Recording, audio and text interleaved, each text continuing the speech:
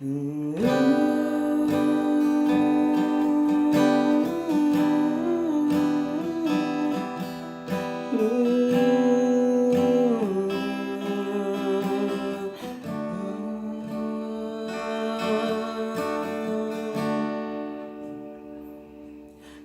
คนเคยรักแต่ตอนนี้เจ้าอยู่ไกลแสนไกลไว้บ่ฮู้สิเฮ็ดจึงได้ให้เจ้านั้นกลับมาหาเมื่อบ่มีเจ้าอยู่ข้างกายไว้คนนี้มันคงเงียบเหงา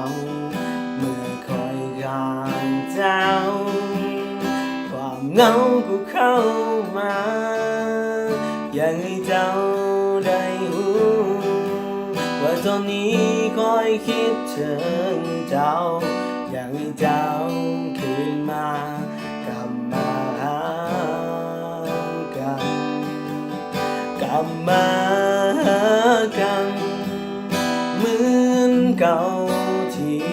เคยคอยคนนี้อยากมีเจ้าอยู่ข้างกายตอนนี้เจ้าอยู่ไสอยู่กับใครในตอนนี้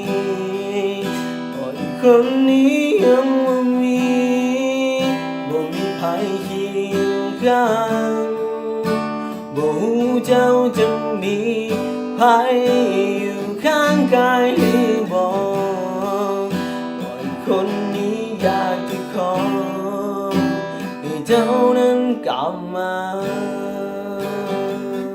ถ้าเจ้าได้ฟังเพลงนี้ให้เจ้านั้นกลับมาหาคอยคนนี้ถ้าเจ้าสิคอยยังมีหลังถ้าเจ้ายังใจคอยจะบอกไปใส่จะถ้าเจ้าอยู่